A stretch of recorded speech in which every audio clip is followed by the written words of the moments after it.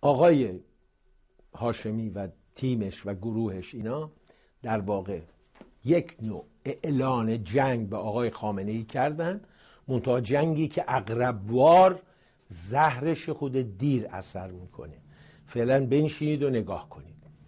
آقای بیات زنجانی محکوم میکنه، آقای صانعی محکوم میکنه، مراجع قم پیغام بر آقای خامنه‌ای میدن، حسن خمینی تلفن میزنه به آقای خامنه‌ای، اعلم الهدی گفتم سیدی که فعلا شده بلندگوی ولی فقیه میره در نماز جمعه میگه دختر آقای خمینی دروغ گفت و به آقای هاشمی هم حمله میکنه. نگاهی به این محور بیاندازید ببینید چه کسانی داره صفشون جدا میشه.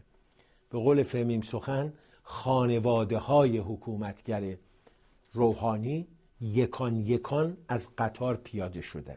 سید علی آقا مونده و قطاری که انباشته از اوباش است، یعنی یه دونه دیگه آدم حسابی با معیارهای خودشون نه با معیارهای ما در این قطار وجود نداره. خاندان خمینی پایین، هاشمی پایین، موسوی پایین، کروبی پایین، دستقیب پایین. دونه دونه نگاه کنید دیگه کی دیگه مونده؟ آقا مونده با یه مش آدمهای بدنام جنتی، شیخ محمد یزدی، مصباح یزدی، این تیپا موندن دیگه، و حسن فیروزآبادی و یه مش از اینا. ولی جالب اینو بهتون بگم حتی عزیز جعفری فرمانده کل سپاه که به اتفاق حسین طائب رئیس اطلاعات سپاه و حیدر مصلحی چند 08 جمهوری اسلامی، وقتی اینها روز شنبه میفهمن در شورای نگهبان 7 رأی دادن به تأیید صلاحیت هاشمی و 2 نفر رأی ممتنع دادن و 3 مخالف، اینها نازل میشن بر سر شورای نگهبان. جنتی جیغ ویغ میکرده و میگفته نه نباید هاشمی تأیید بشه، ولی خب 7 رأی داشته. میان اونجا میگن که آقا فرمودن ایشون رد صلاحیت بشه. هاشمی شاهرودی که به هر حال میخواد میانه رو بگیره، به بهانه این که حالش خوب نیست میاد بیرون از جلسه.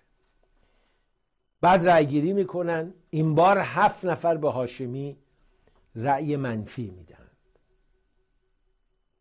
3 نفر رأی ممتنع میدهد و 1 نفر تأیید میکنه هاشمی رو. هاشمی شاهرودی هم که میره بیرون. چرا این کارو میکنن؟ اینا میشینن یه سونداژی میکنن، یه چرخی میزنن تو شهر، حالا سیستم به اصطلاح همه پرسی علمی که پیاده نمیکنن. وزارت اطلاعات که خب عوامل خودشو داره، یه سری اطلاعات میگیره تو مسجدها، تو خیابون، دانشگاه، این ور اون ور. یه سری هم تلفن میزنن، نگاه میکنن میبینن هاشمی 57% مثلا رأی داره، نفر دوم هاشمی هم مشایی، بعدش هم قالیباف. سعید خان جلیلی پس چی شد؟ آقا نظرشون به سعید جانه. هیچی، سعید جان ته فهرست. چه بکنیم؟ هیچی، آقای هاشمی و مشایی باید بره. میان اونجا و ابلاغ نظر میکنن و شورا هم خب نظر میده و آقایون رد صلاحیت میشن.